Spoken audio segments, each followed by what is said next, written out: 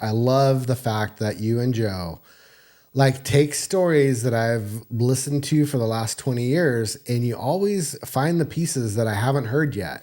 I'm finding them too. Are you? When I find them new, yes. Welcome to the Open Ended Podcast. My name is Mike and we are finishing up on Easter or Holy Week. Yep.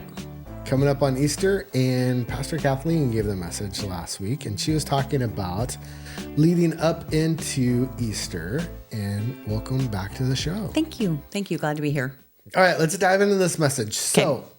I've told you this before. I've told our audience before on the podcast. I love the fact that you and Joe take stories that I've listened to for the last 20 years and you always find the pieces that I haven't heard yet. I'm finding them too. When I find them new, yes, for sure. So Joe's last week was talking about Simon. Never knew the guy's name that carried the cross. I didn't know where he was from. Okay. I didn't know that he was on vacation. It was a pilgrimage to come over to this thing to watch. Passover, yeah. For Passover. Yeah, yep. So fascinating. And then this week you go into, you're talking about Judas and Peter. And you're talking about Judas being the thief. And I came up to you after the message and we were talking about it. I've just blazed over that passage every time I read it, that Judas was sticking his hand in the coin purse and just assumed, right? So our actual text that we read out of was in Matthew, but in the book of John talks about that, that Judas, so many of us know that he was the treasurer, right, for the group, that he's the one that controlled the money. But in the book of John, he just says it. It's like a one sentence, you can fly by it so fast kind of thing. And it's a one sentence that basically says, I'm probably paraphrasing, but I'm pretty darn close, which was, but Judas was a thief and he regularly helped himself to what was in the purse. And I was like, yeah. How do I'm sure that I've read that somewhere along. I'm sure that I have, but that never fully registered until just getting this message ready. I was like, what? And then for me, I'm probably totally sidetracking and I don't mean to, but I got to tell you, here's the stuff that happens in my brain then. I'm like, then why was he the treasurer? If John knew, Jesus knew. So just all the whys and all the implications that come with that, there's so many things that just make me go, I have so many questions that I could rabbit trail with on that one. Well, Jesus knew before he even chose Judas to be the one. For sure. Right. No, totally didn't sidetrack yet, but I love that you included that little piece in there. So kind of point one. Well, what I got out of your message, and you can correct me if I'm wrong, but when we face pressure, it kind of shows our character to a certain extent. And I really can resonate in that in my own life, that the times that my character has really came out, or when I've viewed other people's characters, was when it was under a stressful situation. Right. That's when a cuss word will come out. That's when any kind of character defects will come out in a person when you're under pressure. So kind of in the same situation, we're leading up to the crucifixion, this pivotal time, very, very scary time. I couldn't imagine knowing that I was going to go into this, that Jesus was. Right. But we're rolling with Jesus, and we've talked about this before. We all know what the Messiah was, Lord. Jesus was the Messiah. I don't think we grasped that Jesus was who he was, that he was actually the Son of God and the Savior. And I don't think that the disciples did either while they were walking with him. There's so many examples that, and this is only my thought. This is my thoughts. There's so many examples of them questioning him, where if they knew that he was truly the one, the Son of God, they wouldn't have had those questions. They wouldn't have questioned him the way that they did. And I think where the point with Judas is, he betrayed him for 30 pieces of silver. Yeah. So he's walking with this guy, he's learning from Jesus, and then he goes up and he makes a deal with these guys to betray him for such a little amount of money. If I recall, That was the going price for a servant. Like the lowliest, right? That was the going price. Interesting. I wish I would have thought of this before, but I should have looked up what the context or what the price, what the 30 pieces of silver actually would represent in like a practical term.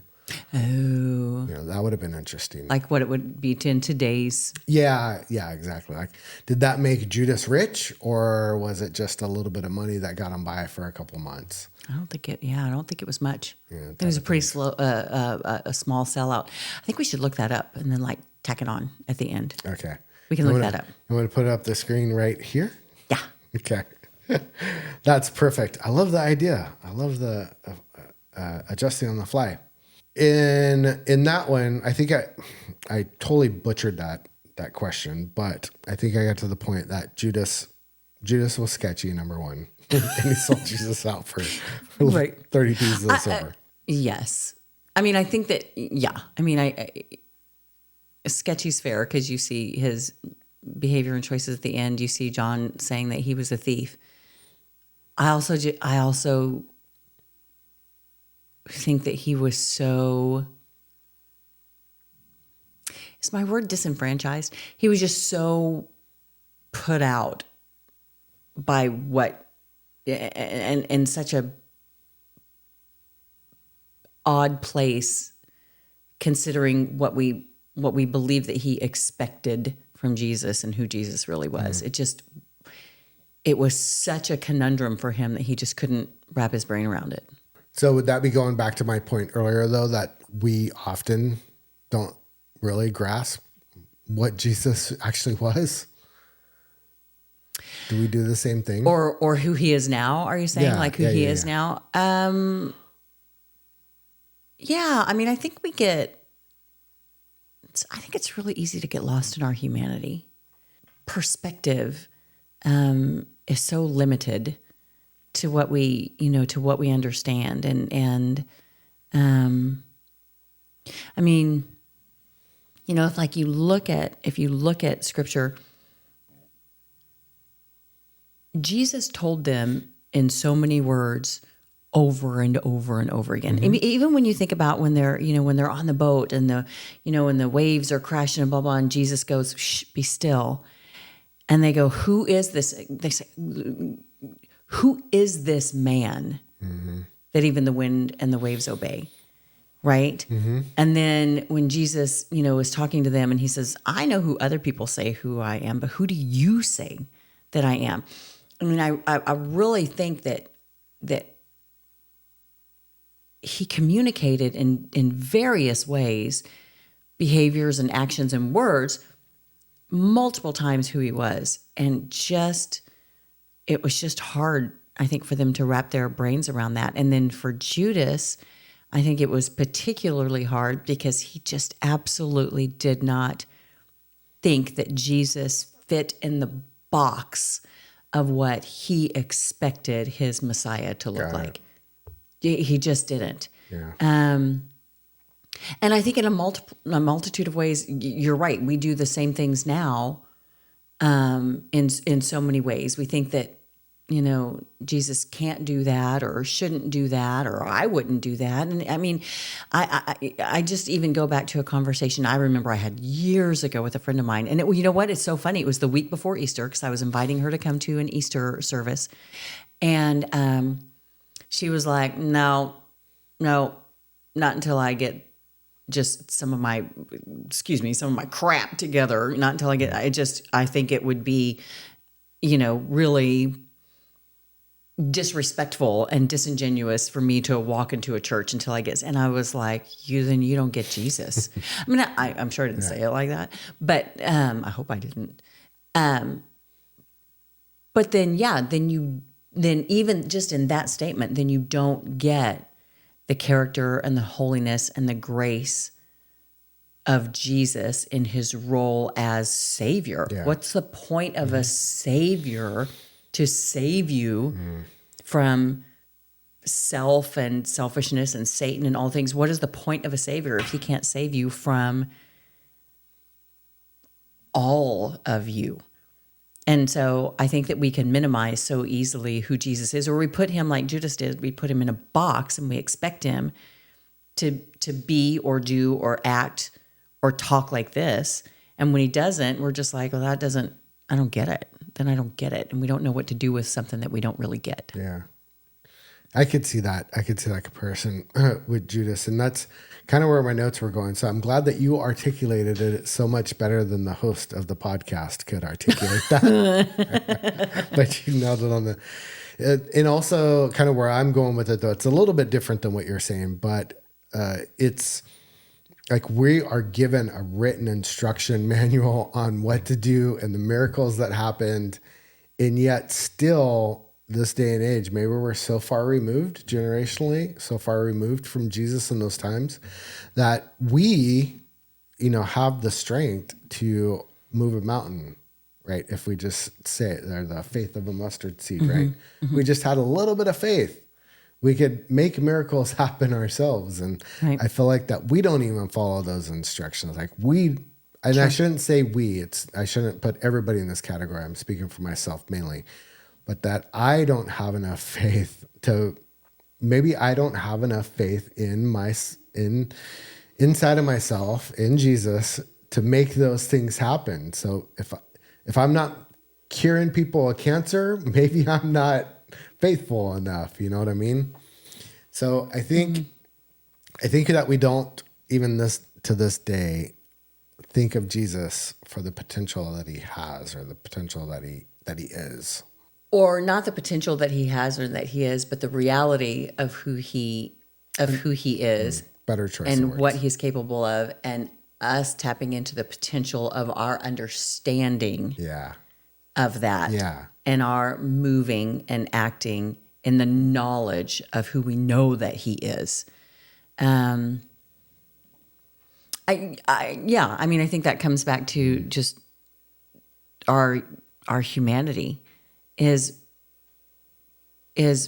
really our capability to really understand the greatness of Jesus is just, we're just, he's so, and we're so, Yes. And it's just so hard to wrap our brains around that I don't think that we give him fair his due justice for sure. But I wonder on what you said there, if you're even praying for somebody to be healed of cancer or whatever, like what is it that limits us of doing that? Is it that we don't feel like he can? Is it that we don't feel like he will? Is it that we feel like if he doesn't, that it's going to reflect on us and our manner of faith? Because there's certainly that out there, that if you're praying the prayer of faith, then things are going to happen. But there's also very clearly scripture that says, pray for, how does that scripture go?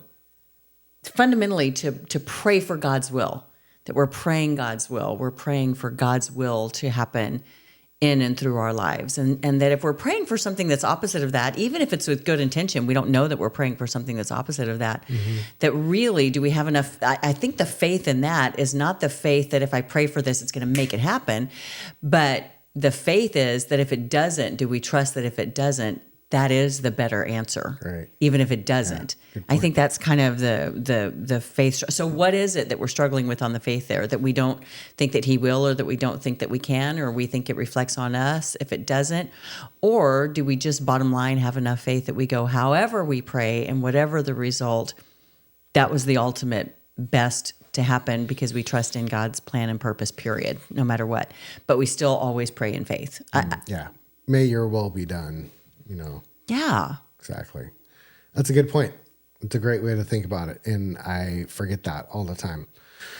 It's more the fact of, if I didn't heal this person of cancer, I'm not thinking, well, was it God's will to have them healed of cancer, or was it my lack of faith?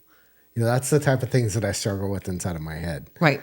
Like, I believe, but I have a little bit of doubt. So is that little bit of doubt the thing that's keeping it from happening? See, and I think,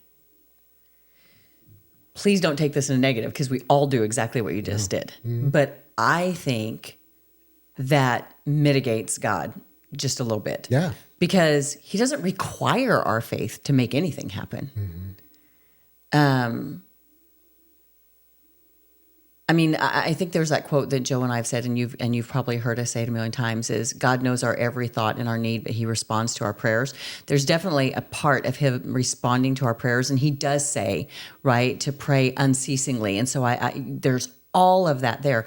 But the bottom line is, I just don't think that there is a scenario that we get to heaven and we see somebody who went before us 20 years ago and they died of cancer, and that God goes, if you'd pray just a little bit differently, then they wouldn't have got here quite as quickly. Yeah. But if you would have just prayed with a little bit more, I just don't think there's any scenario in which God's will and purposes don't trump. Does he use all of it? Absolutely. But if God knew the end way before I ever began my prayers, then hasn't he taught me and trained me and challenged me enough to get my prayers to the exact place that he needed them to be at the point that he needed them to be there? I believe that too. I do. I just think that if he goes before me on everything, then a long time ago he went before me even on these prayers that I'm about to pray. And whatever he's going to do with these prayers that I'm about to pray, he has put in me the level of faith that I need for the outcome, and the outcome is still going to align with his plans and purposes. Period. It's kind of a big old picture that happens in my head, but that's kind of what stirs in my head. I could be if I'm totally wrong on that, that's, put in the comments. But I think if we're questioning our level of faith and we're just giving ourselves too much credit for what God is or isn't going to do no matter what.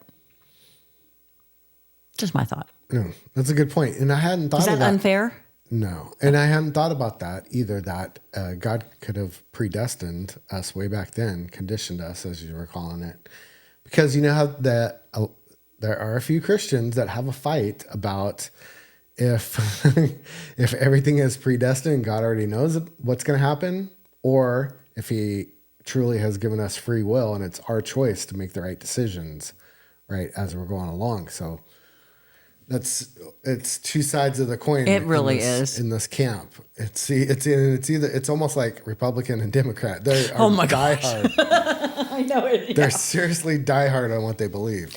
But but look, I hear all of that. But if he is in all, with all, through all, he is at the same time, because he's timeless, right? If he is at the same time seeing our lives from beginning to end all in a moment's time, right? Then I totally believe that God predestines our lives, but there's also a part of he knows the decisions that we're going to make, and he gives us the will to make those decisions, but he has put the things in our lives to get us to the decision also that aligns with his plans and purposes for us too. Mm-hmm. Which sounds wonky, but it's the same. Okay, look, it's the same. Got the finger. Yeah. That sounded bad. The day that you proposed to Jen, you knew what her answer was going to be. It's pretty rare for a dude to get that vulnerable, right? And ask a woman for her hand in marriage without knowing pretty solidly what her answer is going to be. She still had the choice. It was the second time I asked her to, by the way. So. That's excellent. Okay, but the bottom line is, she said yes. You still knew. You were still. Oh my gosh, that's actually beautiful. He still comes at us. I mean, how many times does our God, the overwhelming, never-ending, reckless love of God, the song goes, right? How many times will God just keep coming back and asking the question and asking the question and asking the question, because he's relentlessly pursuing us. But in the end, he knows in the end our answer is going to be. But that doesn't mean he's not going to still ask, and that doesn't mean we don't still have the opportunity to answer. Right. Which that actually was a perfect thing, because on the first time you didn't get necessarily the answer, but you got it the second time, and God does the same thing with the confidence that the answer is going to be what His plans and purposes are for our lives. Period. Yeah. I don't know. That might be going too deep, but that's just a thought. No, that's what we're here about, is deeper on the podcast. And just to clear up a little bit, because Jen's going to listen to this and she's like, you didn't clear this up. So I did ask her when we were just friends, and her answer was, well, I've never been proposed to on a Monday before, because I was being silly when I asked her. Gotcha. We were just friends. We weren't even like interested in each other way back then. So okay, but you're for real one. Yeah, it wasn't a no and it wasn't a yes. It was just like, oh my gosh, will you marry me? So was the ask a play? So the ask was a playful, not like you really meant it. Yeah. But when you really meant it, how confident were you in what her answer was going to be? Pretty confident. I was pretty well. Yeah, I was pretty confident. But she still had the choice to say yes or no. Man, because the day I asked her was the first day that we actually met in person. Like met in person as in a dating couple. We dated long distance over Skype for about 6 months. And then you guys had known each other for how many years before that? You'd known each other for a long time. Yeah, like 9 years, 9 to 10 years before that. Yeah. So we're longtime friends, which I recommend, by the way. Be friends with your spouse before you ask them to marry them. Be friends with your spouse after you marry them. Yeah, that's good. That's good too. Be friends with your spouse after you marry them. Be friends with your spouse. But the sparks were there. There was no doubt that we were just fit for each other. For sure. Good. Okay, we cleared that up. So we got. It's not doubting Judas. It's doubting Thomas. But we got Judas, who's doubting, who doesn't know who doesn't really know who Jesus really is. Right? He doesn't have. I think that's fair. Yeah. That's fair. Now we'll move on to Peter. Peter is my guy. Me too. Peter is my guy. I was actually thinking last night, like, if I'm like any of the disciples I can think of, I'm probably Peter. No. Like, I'm probably first to go, hey, I know the end. Hey, let's do that. Hey, I would never. Yeah, I'm probably more Peter-esque. Exactly. Yeah. So Peter was all in. He was all in on Jesus, right? But in the end, and the point that you're getting to, in the end, he still denied Jesus 3 times, right? Yeah. Denied that he knew him. I can't imagine how heart-wrenching that would be for Peter in the moment that he did that.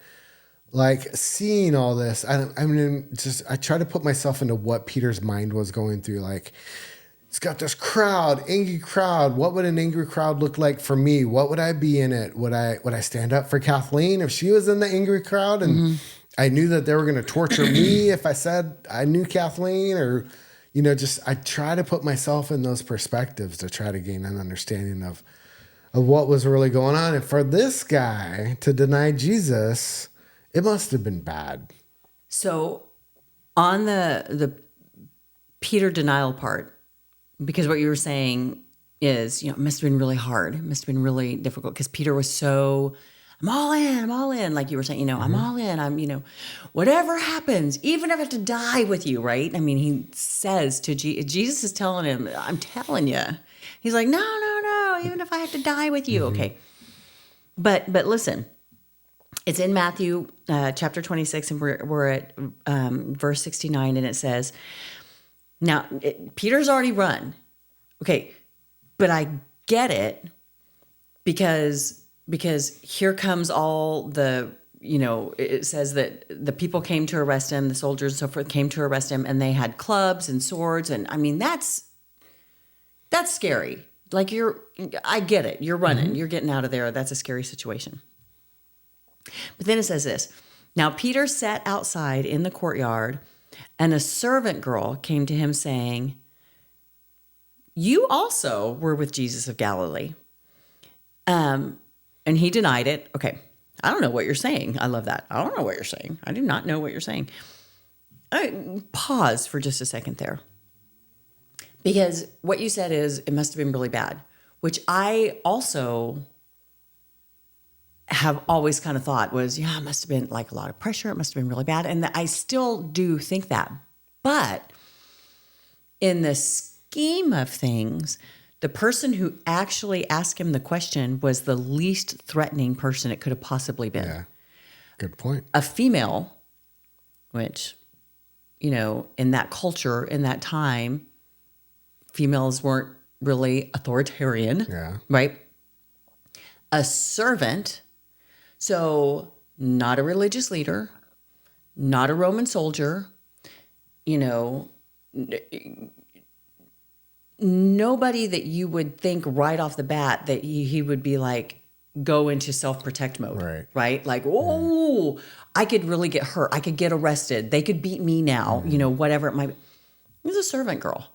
But it does say, to be fair, because he was in a courtyard, that he denied it before them. He denied it before them. So she questioned him, but clearly there were other people around, saying, I don't know what you're saying. And it says, and when he had gone out to the gateway, so he's like, I gotta get out of there. A man was in the courtyard. He goes out to the gateway. Another girl. So again, if we're looking at girls being the 50% of the population that are least influential, and then not a Roman soldier, not a religious leader, said to him, another girl saw him and said to those who were there. So now she's challenging him in front of all of the people. Right. This fellow was with Jesus of Nazareth. So this is a girl who's calling him out in front of people. So here, to me, I think there was probably a little pressure in the first one because it does say in the courtyard. But this one now, she's calling him out. Mm-hmm. Like the first one was like, hey, you were with him. But the second one was like, hey, said to those, this fellow was with him. And he says, he denied him with an oath. I do not know the man. And then a little later, those who stood by. So now it's the group. It's more of the mob mentality.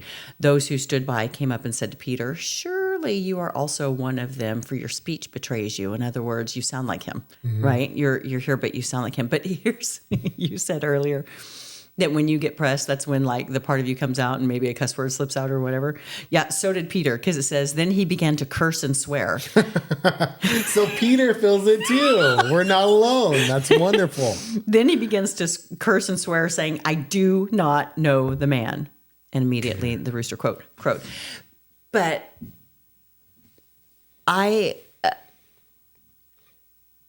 you have to wonder if he had just come away. I don't know how much time had passed from the time that he left the Garden of Gethsemane and when this first girl challenged him. But he's amped up and the adrenaline is running and he's fearful and he was just running from clubs and swords. But that first denial, I'm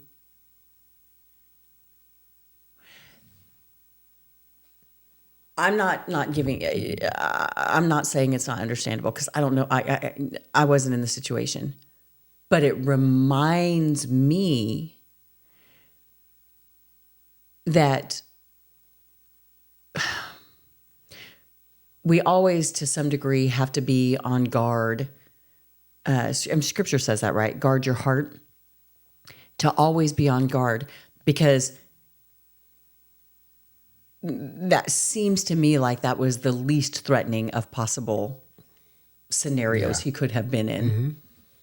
And it still was scary enough to have influenced him, even when he was warned, this is going to happen. So like, there's even that in the back of your head of, oh my gosh, this is maybe what Jesus was talking about. And he still caved. And it reminds me of times when my resolve needs to be strong. Am I going to stand up for the right thing? Or am I going to get sucked into the emotion of the crowd or the moment or whoever's being the loudest or whatever. It's funny because I was texting with a friend yesterday and she was in a completely different town and she had gone to she had gone to a place where there was a huge protest outside. And I kind of texted her. I'm like, hey, I saw your picture and you were blah, blah, blah. And she said, well, I'm just curious. Do you think I was one of the people inside the building or one of the people that was across the street doing the protest? Yeah. And it just kind of made me think, if I was there even in that moment, being the people in the building or the people in the protest, would I be influenced to align myself with whatever side of the door I was on, inside or outside? Yeah. Would I be influenced to align myself one or the other based on the caliber of the conviction in the room? Mm-hmm. And I think even though that would seem like it would be the least influential person that Peter could have been challenged by, it still caused a shift in his resolve. And I think Peter, having been with Jesus for 3 years and been hardcore, I'm with you, I'm with you, I'm with you. If his resolve can be shaken, how much more do I need to be aware that in our political culture, in our cultural climate, in all of these different things, that I need to be aware is my biblical resolve easily shaken. Mm-hmm. It just made me, I truly was just thinking about this yesterday. When is my resolve easily shaken? Mm. And it is easily shaken when there is fear involved. Mm-hmm. Fear of disappointing somebody, fear of making somebody mad, fear of getting yelled at, fear of, in the workplace, fear of getting fired if I stand up for one thing or another, there's a million different things that we can be fearful of, but it would appear, I know in my own life and in the life of Jesus, that we are very easily influenced by our fears. Mm-hmm. I don't know if I rabbit trailed that, but and I hope that was okay. But these are just kind of the thoughts that have been running through my head since we even spoke on this on Sunday. Yeah, no, that's exactly where we're going with this and talking about it deeper too. And along those lines, and I think another example of what we can expect in daily life or in this life is at a time when I was a newer Christian and hanging out with people, still having a lot of secular friends and a lot of church friends. Mm-hmm. Well, and being one way outside of church and one way inside of church. So, yeah.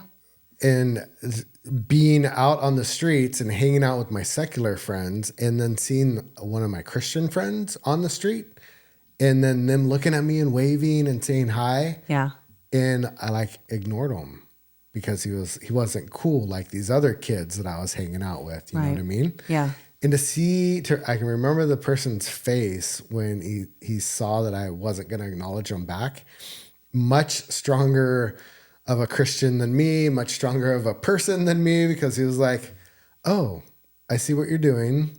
I recognize it. I see the conflict. I'm just going to, okay, I'll see you. I'm going to tap out at the moment. Yeah. Yeah. Have a good day. I'm going to keep going and being happy in my life. And you can go do whatever knucklehead stuff you're going to go do. Yeah. So in that moment, I chose, I had to make the choice, just like you said, which side of the street are you going to be on? Are you influenced? I was influenced by the secular crowd. Yeah. Or you call them the cool kids, so to speak. But I'm just curious, how did that feel later? Like later that night? Did you go home and think about it? Did you think about it the next day? Did you process that at all? How did that feel? This is the first time I've thought about it in probably 10 years. So it didn't hit you? In the moment it did. So for an example, for the men out there, and I'm going to lose my man card because I'm going to give up a secret on all married men or all men in general. You can tell us that we're knuckleheads and that we're doing something wrong all you want. But the minute that you tell us or show us that you're disappointed in us, it wrecks us. We're it's the worst. It's the most effective way of getting your point across to us without saying anything, to be honest with you. Okay, can I have an example? Sure. Okay. Mike, pick up your shoes. Mike, pick up your shoes. Or here's an even more drastic one. Mike, quit drinking. I'm going to leave you. You're wrecking my family. you're XYZ, whatever. Like, and I feel it, I internalize it, I see it, I know I'm being a bad person. But the moment you're like, well, this is the choice that you're making. Okay. Then I'm like, oh my gosh. It wrecks me to the core. Then it hits. It's much more effective in getting the point across to a man than it is just pointing your finger and telling them what they're doing wrong. Show that you're disappointed. And that's the way I felt with this person, because he just saw the situation that was going on, picked his face up. He still had his head up, shoulders up, knew what was going on, and just kept on walking with his life. But for me, seeing his face, like without even saying a word, he never said a word to me. Without even saying a word, I knew that I just did something really wrong. I made the wrong choice. That was a wrong choice to make at that time. So it's like a display and action of actions speak louder than words. Yeah. 100%. It's interesting. That's good. Yeah, exactly. And I say that I haven't thought about it in 10 years. I might have thought about it here and there, but I've definitely grown from all my friends out there. Do you think that's a difference in personality, or do you think that's a difference in gender and the way our brains work? Or maybe a little bit of both? Because I'm telling you, I could have done the exact same thing, but when I got home that night, I would have been like, it would have been played in my head over and over and over and over again, which is not a good thing. It's not a good thing. Because I remember even when I was just telling, our dear friend Sandy, was it Sandy? I was telling somebody the other day, I literally at 18 had a doctor say, you're getting an ulcer. Why are you getting an ulcer? And it was just because I didn't have major traumatic things going on in my life. But every single conversation I had with every single person, I would go home and I would play it and I would play it and I would play it and I would play it and I would play it. Yeah. And then by the end of me playing this over and over again, every time I left that conversation being a complete idiot that they didn't like, and they're laughing at me, not with me. And I just need to shut up and not, I would just, and I would just get so in my head. I am sure that some of that was insecurities and personality. But I also wonder, do you think that that's also a difference between men and women? I don't think it's a difference, so to speak, in between men and women. I think we all do it. What I think the difference is the maturity level that you've achieved. Like now I worry, I recognize when I say dumb stuff, and I don't know if I'd say inappropriate stuff, but probably like a perfect example is, I told Meg that she had flat hair one time. I meant it in a positive way. She says that I didn't. It looked really cute, but it was just flat. Like she straightened it. Well, flat is not the right word. Flat is not the right word. Flat and straight are not the same word. No, like, you straightened your hair. It looks really great. Oh, flat hair is... Yeah. Talking about women's hair. So I stuck my foot in my mouth unintentionally, and Meg reminds me of that constantly. But... Stuff like that bothers me. Like when I think back on a conversation and I'm like, man, I probably shouldn't have used that word, or maybe they took that the wrong way. I'm not sure. I'll stew on stuff like that because I don't want that person. I don't want to have hurt that person. Right? Yeah. Yeah. But after this conversation, if you go away, I'm not going to worry if you think that I'm a stupid podcast host because I couldn't figure out the number one question from the notes that I wrote down of myself, and you articulated it better than me. I'm not going to go home and internalize that. I'm not going to replay it in my head. Yeah. And I think that is just, it's maturity, at maturity level, right? I don't think it's a man or a woman thing. Okay. I was just curious. Yep. But I do know that we can be disappointed in you all, and it doesn't affect you all the same way that it affects us when we use that. Say that again. Like men can be disappointed in women, and we don't get affected in the same way that men get affected if women are disappointed in men? Yeah. Like you all, I could tell you, don't do that. And this is why. And you probably wouldn't do it anymore. But you could tell a man 1,000 times, don't do that. Quit drinking, your wife's going to leave you. Quit drinking, your wife's going to leave you. Compared to, man, I'm really disappointed in you that you fell off the wagon again and started drinking. That's the one that hits. Hits a lot different for men. That's the one that hits. And now for women, you tell me. If I came to you and I said, and I'm like, Kathleen, you got to stop drinking. You got to stop drinking. You're going to get a DUI. You're going to lose your family. You're going to lose XYZ. You would probably stop drinking. Now, if I came to you and I said, and you came to me and said, I had a drink, then I would probably say, Kathleen, I'm really disappointed. Like I had stopped drinking. And then you came back and then I had another one. Yeah. And then you came back and said, I'm really disappointed. I'm really disappointed in you. Which one's going to hit harder for you? Probably the first one. Mm-hmm. Probably the first one, which is think about the choices that you're making. Mm-hmm. You could lose your family here. You could lose this here. You could lose this here. That you're just being disappointed would make me sad. Mm-hmm. But you're saying, consider your loss. Like if you continue down this road, you're fundamentally making a choice. I'm going to either choose to continue drinking or I'm going to choose to have a healthy relationships with my family. Like that perspective would get my attention more.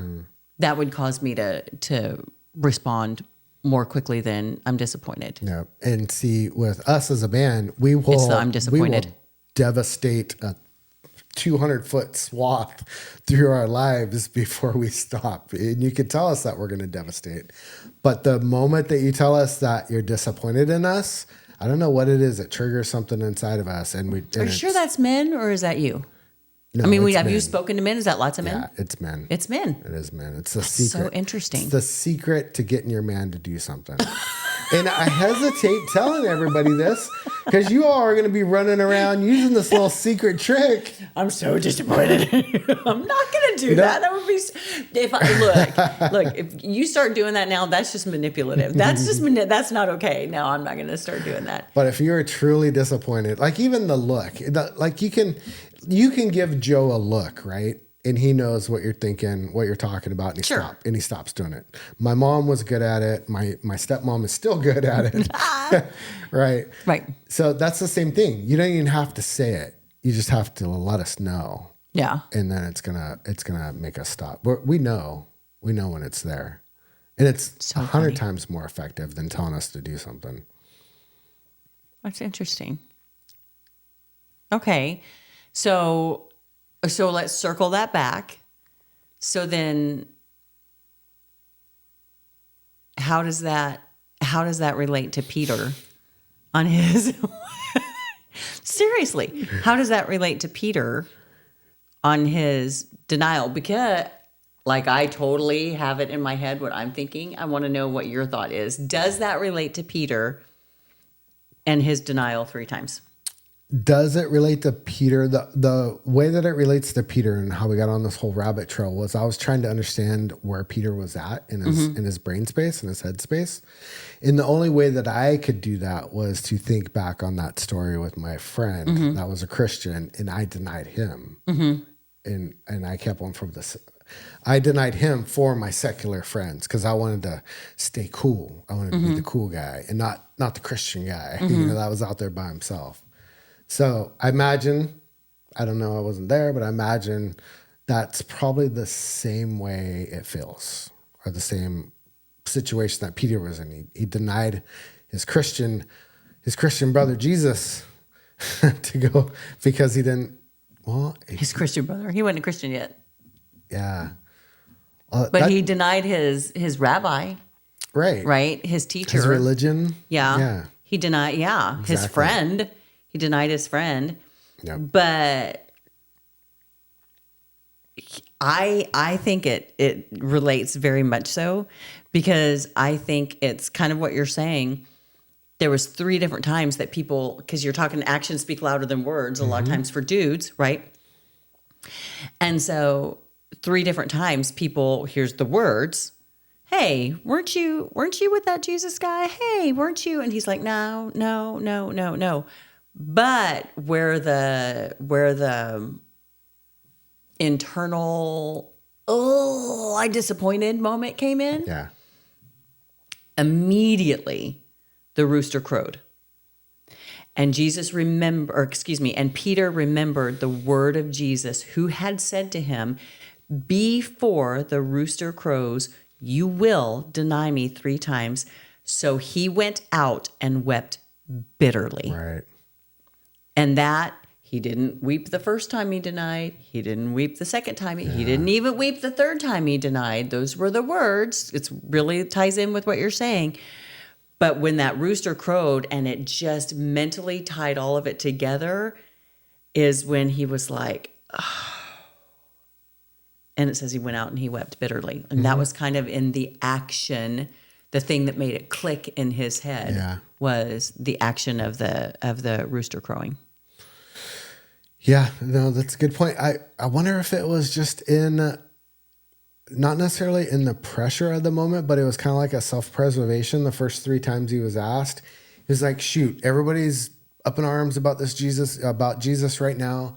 And servant girl, the lady, and he's just kind of like a little white lie type of thing. Oh, no. Don't, I don't want to get in trouble. I don't want you to cause a scene, etc. And then when he realized, oh my gosh, I really just denied Jesus 3 times. Yeah. And then it just hit home. I also think the first time, I don't know if you're like this, but that first time when you're feeling any pressure to like say the right thing, it can be so easy to just knee jerk. I didn't do that. Nope. Mm-hmm. It's just like, and then after that comes that moment of, oh, dang, wait, they're starting to, this could be a deal. And then I think then for those next 2, kind of the pressure kicked in. But I wonder if the first time wasn't just more of that, nope. Yeah. Nope, not me. But then after that kind of comes that more people got involved, right? More people started getting involved. And I think that's when the pressure really lays on. But then you're more aware, like, oh my gosh, I just did it again. I just, like the first time you're like, well, I can't believe that just I just said no, that I don't know him. Like, why did I do that? Yeah. But then it comes back and then you start feeling now I'm really intentionally saying I don't know him. Like the first time's kind of like a fast, but then the next couple times it's a little bit more intentional. Like you're more aware. You have more of a self-awareness of, I'm really saying here that I don't know him. I think you're onto something. Yeah. That's right. But I can't imagine what Peter felt like.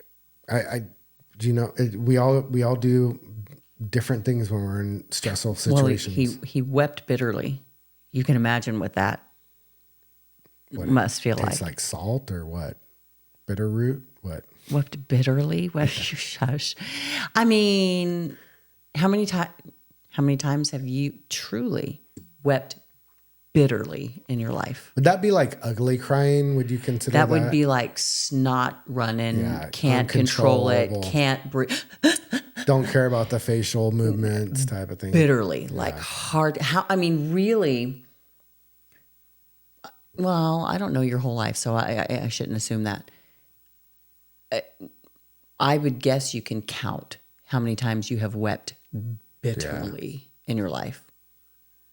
Not counting when you were a baby and you just cried because babies weep bitterly. But as an aware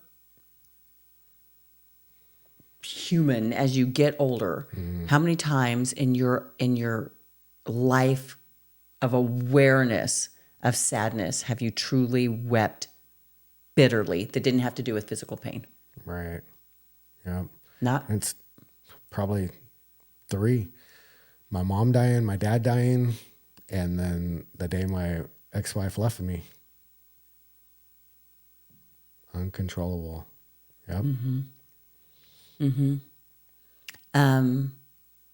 So I think you can, because you said, I can't imagine what Peter felt like, but I think you can. Because you know what it means to weep bitterly.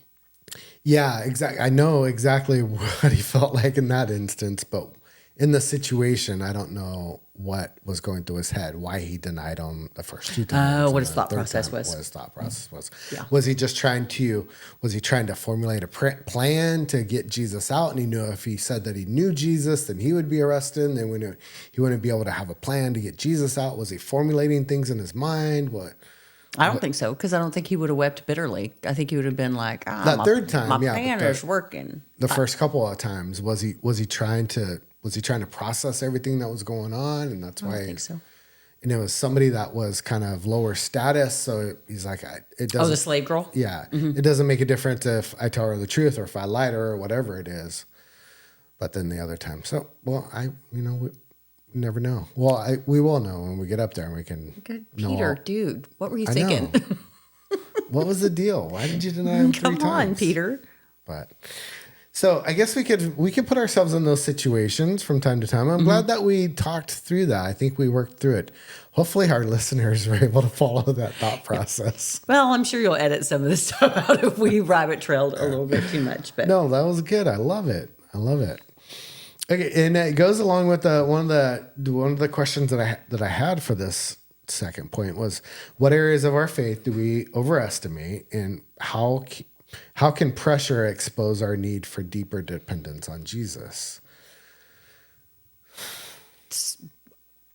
For all of our benefit, ask that question. Do that again. Like, so we can think, because people are thinking right now. Ask those questions again. Okay, let me say that again. So, what areas of our faith are we overestimating, and how can pressure expose our need for deeper dependence on Jesus? I kind of equate that to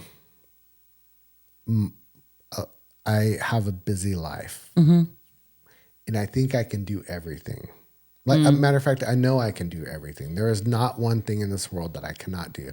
Maybe give birth to a child. Okay, I can't get pregnant. Can you be a worship lead? Can you sing? Yeah, I could. Can you? I can't, but I could teach myself how to do it. But you could hit the notes? You could do it? If I taught myself, yes. You think you can? I don't think it's that easy. Yeah. Oh, yeah. You can literally do anything. I can't say anything. I don't agree. Really? No, I don't. I think that God gives you everybody different talents and skills and abilities. And there are some things that I could try, and I will never be able to do them. I will never. I will never be able to be an astronaut because I get motion sickness so bad. It is ridiculous. I will never be a physicist because I cannot do brain. I can't do brain because I cannot do math at that level. I can't. It doesn't matter how much I study. It doesn't matter how much I try. You are not going to teach and train that knowledge and ability into me. It is not going to happen. Wow. No, I know. Really? No. Huh. Can I do a lot of things? Yes. Can I do anything I put my mind to? No. Yes. No. Yes. No. No. If you cut everything else out of your life, you may be right on the astronaut thing. I don't know, physiologically, if that would be possible. You might be able to get one of those ear bands or one of those wristbands or ear patches. Oh my gosh. For the motion sickness. You'd put me in one of those spinning things and I'd be like, yeah. Oh, get a little pouch right there. No. But if you think about it, if you cut out everything in your life and just studied physics night and day, all day long, you could get good at physics. You could do it. And that's how I live my life. I can do anything besides the biological stuff, right? Obviously. No matter what it is, I could train myself and teach myself how to do it. I know I can. I've done it with too many things in my life. Like, give me any topic. You've done it with things that in the end, you have some innate abilities and skills that God has given you. There's many, many, many things I get that we can do. Yeah. But there are just some things that you were not made to do. Yeah. probably play in the NBA or dunk, there might be physiological Okay, wait, limitations. then you can't practice your way into figuring out how to do that. I don't know. I haven't tried to study it yet. Maybe there is a way that you can teach yourself to jump higher. We are going to agree to disagree because I don't think that God made us that way. Really?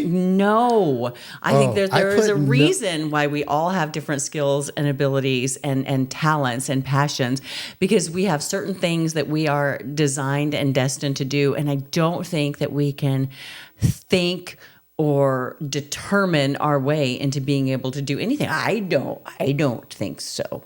I don't think so.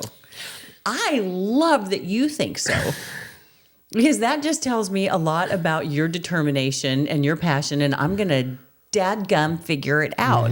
And I'm like, there's just some things I'm just not going to figure it out. I'm just not going to I know I can't do that, and I'm going to, and that's why there's a whole bunch of us, and I'm going to bring people alongside of me that can do the things that I know that I cannot do well. Well, that's the smart thing to do. I love your determination. I'm just inquisitive by nature, and if I want to do something, I will learn how to do it, no matter what it is. But this is a perfect example of where the question goes. Okay.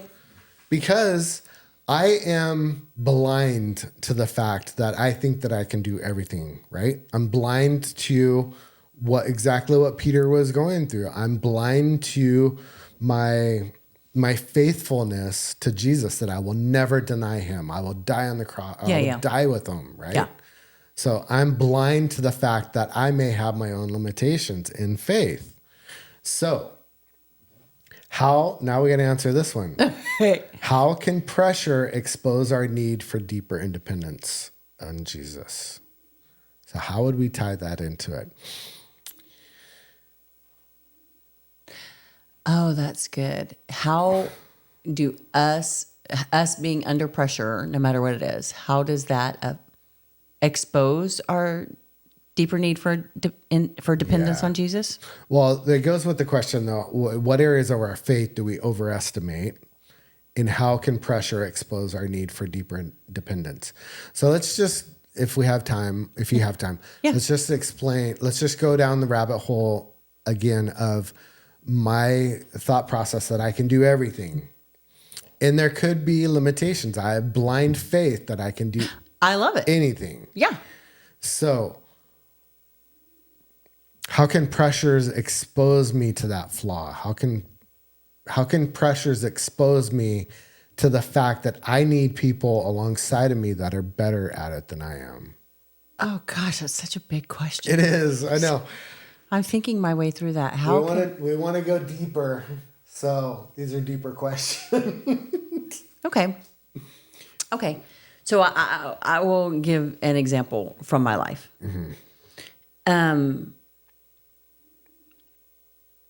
I became a Christian at 20, right? And so, let's see, became a Christian at 20. Had Allison, my daughter, at 29, so that's 9 years. And then at about 10, Allison started having her medical issues you know of, but they don't know of, so I'm going to just talk about that for just a little bit. So we're 19 years in. So for 19 years of my faith journey, right, of my walk, I really felt like my trust, my faith, my, if I'm going to be fair, my adoration for God was absolutely unfailing, unwavering, unquestionable, solid as a rock. Okay? And then the pressures that came with that was having a daughter who in the end, she was diagnosed with ankylosing spondylitis and rheumatoid arthritis. So starting off, this little 10-year-old, this little 5th grade chickie, and her knees hurt. And then her back hurts. And then this hurts a little bit. And, we're thinking it's growing pains and it's, and she plays volleyball. And Allison is man, if there's a ball that's going to hit the floor, the term sacrifice your body for the game, the girl will hit the floor without even a thought of, that's gonna stink and hurt. That's gonna I've seen her hit the floor and slide into a wall. Boom! Ooh. But she got the ball. Yeah. She got the ball. So watching this kid do all of these things, and then hearing her saying things like, this really hurts and this really hurts. And, and starting to ask for Motrin all the time and do all these things. And then getting to this point where we realize something's wrong and taking her to doctors and she's fine. And then having a day, I could tell you exactly what day it was. It was her 8th grade year. It was the Sunday after Thanksgiving. We'd been on Thanksgiving break. We had gone to church that morning, and I don't know about y'all, but we are Sunday afternoon nappers. We're coming home on Sunday and we're all taking a nap. And we did it from the time the kids were little. Everybody knew, go to your room, we're taking a nap. Really? We took a nap every single Sunday. And we had a 2-story house. Joe and I are downstairs. The girls are upstairs. They go upstairs. They take their naps. And then I get my phone rings, and it's my youngest daughter, Allison, in 8th grade. And I'm like, well, that lazy little toot, why is she calling me from upstairs? And she says, Mom, I can't get out of bed. Mm. And I go, what? She's like, I can't get out of bed. I'm like, what do you mean you can't get out of bed? Get out of bed. And she goes, no, I can't get out of bed. Like she couldn't make her she limbs physically move? Could not. She was in so much pain, like boom, that she physically could not get out of bed. That turned into a few years, and as it progressed, because that was a bad day, but as it progressed, that turned into can't get out of bed without assistance, can't roll over in bed without assistance. When she had to roll from one side to another, I would put my hand underneath her hip and I would put my hand on this hip and I would turn her hips for her to get her body to roll because she couldn't physically roll. Wow. Couldn't get dressed by herself, couldn't shower by herself, couldn't get on and off a toilet without assistance, couldn't walk without using my arm effectively as her cane, or walker, became her walker. And that turned into years of going to doctor after doctor after doctor after doctor, and nobody had an answer, nobody had an answer, nobody had an answer. And the bottom line is this. In comes this great life pressure, right? Of, I have a child who something's wrong, and nobody can figure out what's wrong. And I had one doctor that looked her in the eye and said, I know you can walk, and you know you can walk, and now you know that I know you can walk, and you got to quit doing this to your mother. And I was like, whoa! I mean, like, wow, back it up, buddy. I was going to punch someone in the face. We put so much credibility into these doctors too. If you're a doctor, I believe there are some really good doctors out there. Oh, 100%. The doctor who diagnosed her was an amazing doctor. Mm-hmm. She was told by 3 doctors that she was faking it. Really? 3. Mm-hmm. Just because there was no... Because they couldn't figure it out. Like it wasn't showing up on x-rays, it wasn't showing up on MRIs. They were x-raying... so many reasons that I understand now that I didn't understand that how it was missed. So many things I understand now. But by the time she was diagnosed, she was told by 3 different rheumatologists, 2 of whom specialized in this. This is the worst case I've ever seen. I've never seen anything like this. The worst case I've ever seen. And this was in Houston, major medical, it's a major medical facility. I think only first or second largest medical facility in the United States. Pretty amazing. Anyway, me and God had some problems. And so my unwavering faith and my unwavering trust and my unwavering adoration, that's probably the one that took the biggest hit because I was mad. And so adoration's out the door. I'm upset. I'm upset. My faith didn't waver. I still believed no matter what in God and who he is and who he was and who he is. My trust was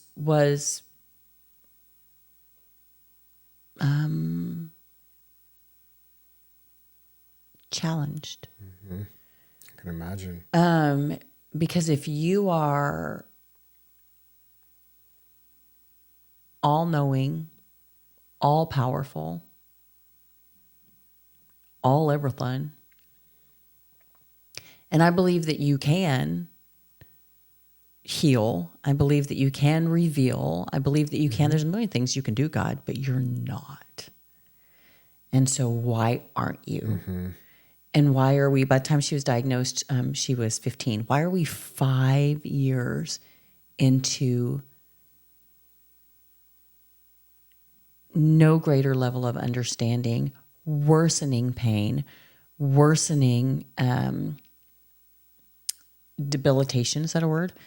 Where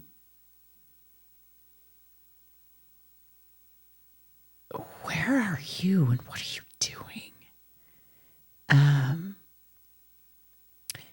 And so under the pressure of our circumstances and the pressure of being a mom who could not do anything, was powerless to help her kid, then what I believed was my view of God, what I believed in my view of God was so unwavering, really wavered under that pressure and that disappointment and that frustration and that anger. I mean, we're being honest. And all of those things. And so under the pressure of those life circumstances, I questioned almost everything about God except that he existed. My faith did not waver, but just about everything else did. Wow, that's powerful. And so I can remember even driving. It's going to sound so bad. I'm so sorry. Uh-oh. Even just driving, just be driving to a grocery store or to go to Walgreens, and Walgreens has so much of my money at this point. Driving to Walgreens to get the next prescription that we're going to try or whatever, and listening to KSBJ, woo woo, God listens, Houston radio, good stuff. And listening to the radio, and a song comes on about the goodness of God, and I'd be like, nope, I'm not letting so. I ain't having it. Don't tell me about the goodness of God. I don't even want to hear it. So everything except my faith wavered under the pressure of that life circumstance. And so, I mean, it kind of takes us back to the fundamental of that question is how, God, I think you answered it beautifully. all of it is affected. I can't put a bow on it. It's just the truth of how it's just, I don't know. I can't put a bow on it. That's just where it was. Right. And, she is 29 now. She will be 30 in just, a couple of months. And it has taken years, honestly, for me to, I still grapple. I still have questions that I know will not get answered this side of heaven. I still have questions. But on the other side of that, I can see that pressure, if we look at, pressure applied to coal makes a diamond, right? If we look at that pressure, I can see that pressure cultivated in me, where my faith didn't waver, it cultivated in me a much greater trust. Because when Lot's wife, Job's wife, when Job's wife says to Job at the end of all of the things that happen to Job, she goes, why don't you just curse God and die? Mm-hmm. Right? Real supportive. Mm-hmm. Why don't you just curse God and die? And he was like, no. I felt very Job-esque in that, why am I holding on to my faith? Why am I holding on to my faith? Why am I holding on to my faith? But here's the deal. Part of what comes after that is if I can't trust God with this, if I allow myself to believe that God is not in this, then that means God is absent. And I cannot believe that God is not in control and he doesn't have something going on here, because that means that he's turned my child away. So I have to be able to trust him that he hasn't turned my child away, that he's still in control and that he still has a plan, and we're still going to come out somehow on another side of this. So my trust, where my faith didn't waver, my trust really wavered. My trust now is stronger than it has ever been, because I had to trust. I had to trust that God was still in control, or I wouldn't have survived. I'm not playing when I'm saying I don't think I would have survived those years. At least my spiritual well-being, I would have been gone. Like I would have been cut and run. I'm gone. I'm out.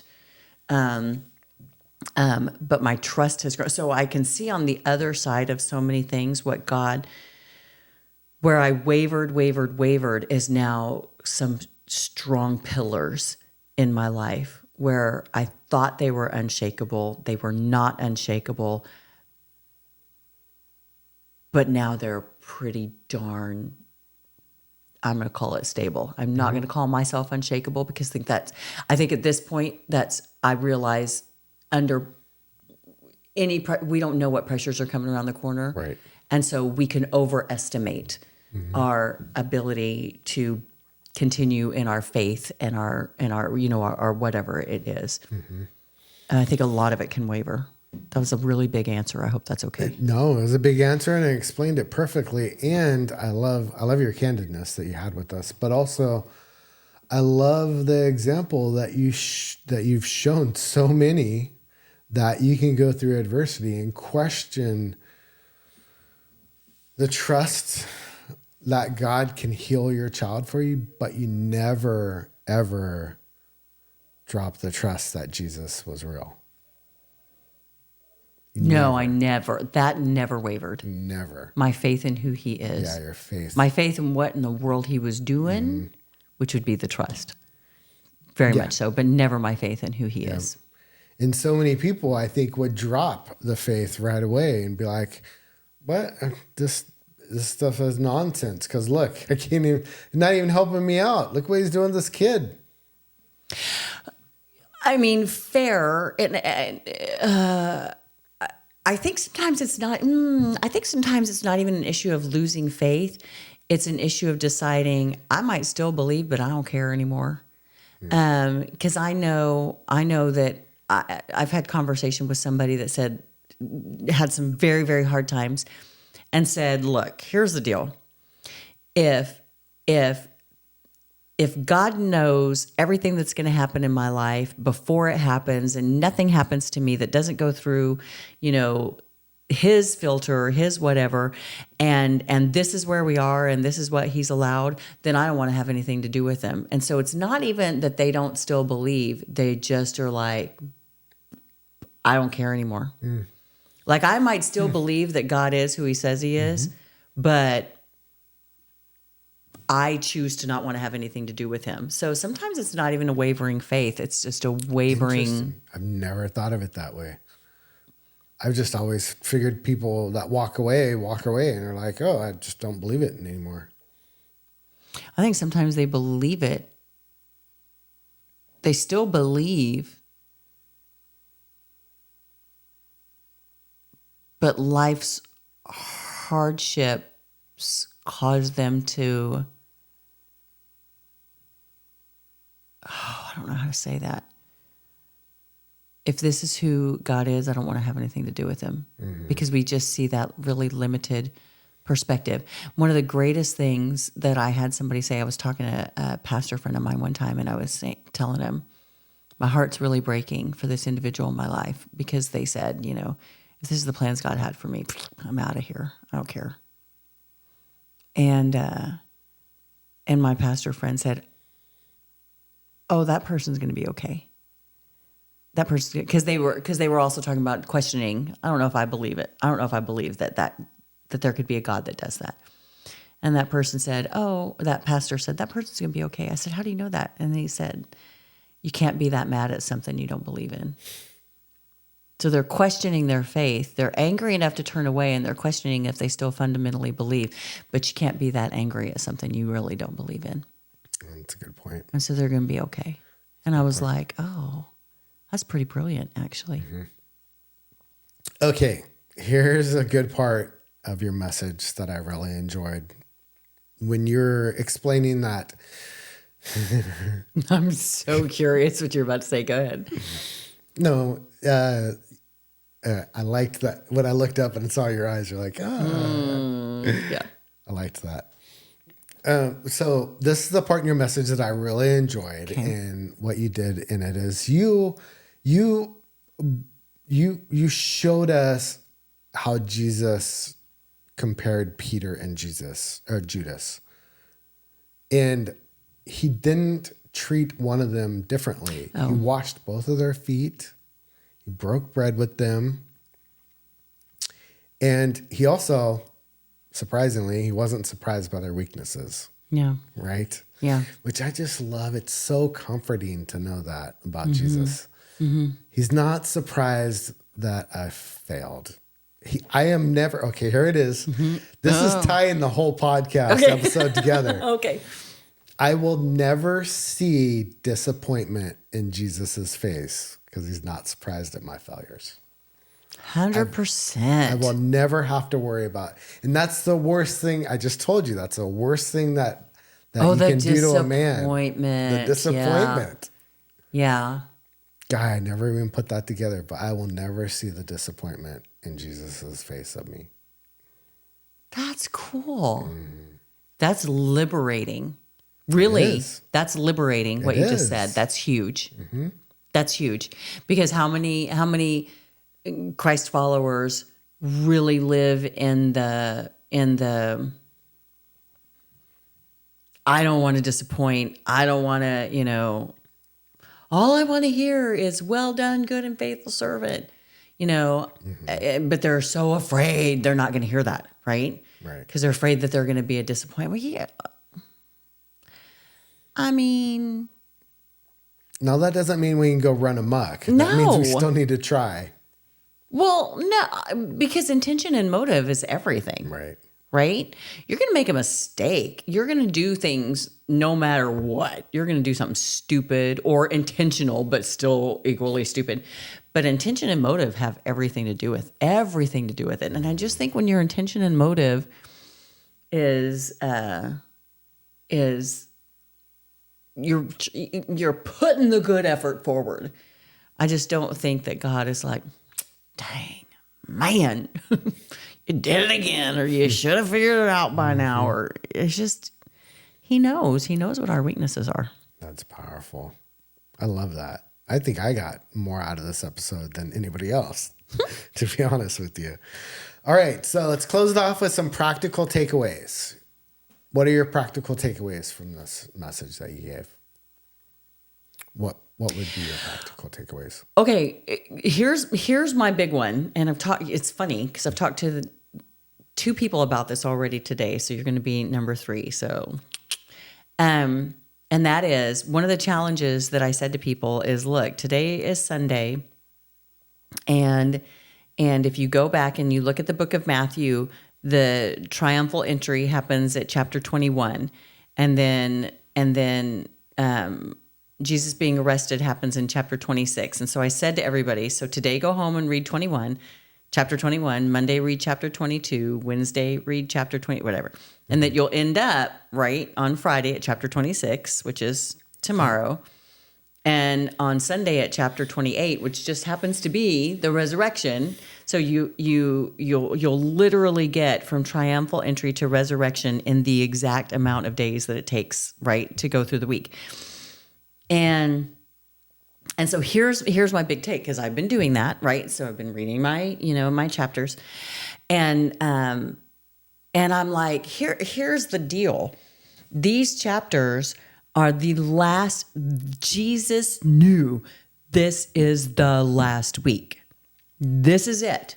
This is the last week that I have with these people, with my disciples, and with all the followers, and at the Passover and the crowds of people. And this is my last week. And what do I really need to say? And so with great passion, and we see in those chapters, in some places, great frustration. He's talking to the religious leaders. He's speaking against religious fallacies. He's speaking against poor cultural expectations. He's speaking against or speaking truth into what he expects from us and what he wants from us, and all of these things. And so as I've been reading these chapters, and this is what I said to somebody earlier, as I'm reading these chapters and I go, okay, what do these boil down to? If I take all of this passion, turning tables over, and he's you brood of vipers, and he's just, like going at it with all of this stuff. He's doing all this stuff. What is it all, if it all boils down to something, what's the common, is it common denominator? What's the commonality in all of these? See, there was something math right there. It's the common thing in all of it. And that is everything boils down in the last week in his really impassioned pleas to, would you please stop making this about religion, politics, and poor culture, and just love God and love people. Let's get rid of religiosity that is not godly. Let's get rid of crazy politics. Let's get rid of cultural expectations. Would you please just get down to the fundamental of just love God and love people, period. And you can see the passion in it, because he's so there's so much time in from 21 to 26 that he's amped up. He's really passionately talking about something. And I mean, to the point that what Garden of Gethsemane talks about, that he's in anguish to the point that he's sweating blood. I mean, he's feeling it.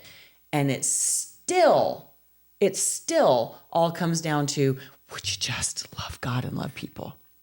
Like even at the end, right? When the servant to the priest gets his ear cut off, the dude, he's a servant. He's not even holding a sword or a club. He gets his ear cut off. And Jesus is like, no. That's not how this is going down. It still comes down to, guys, it's not about the fact that I'm getting arrested. And being arrested, he's standing there with the political figures, the Romans, and the religious figures, the priests, right? He's standing there with all of the representation of all of these things he's been speaking against for the whole week. They're all right there in his face with clubs and swords. And he's like, no, this is not going to turn into a fight. Would you just love God and love people? Would you just love? And now I'm going to go to the cross to show you how to do it. That's what I get. That's what I get out of this message in this week, is that it just, he comes passionately hard with it. Don't worry about this and this and this and this. Just love God and love people. Done. That's what I get out of it. Gosh, that was beautiful. All right. That's where I'm going to leave it. Are you? That was perfect. Good. I love it. Just love God and love people. That's all we need. That's it. All right, Pastor Cathleen, thank you for sitting down with me and chatting with me. I've really, honestly had a really good chat with you. This is really nice. It's pretty cool. It is cool. Okay, so now I need you to go get ready for Easter. I'm going to a big old practice now. Okay. For the next 2 hours. All right. Thanks, everyone. Thanks for joining us. We'll see you next time. Bye. Bye.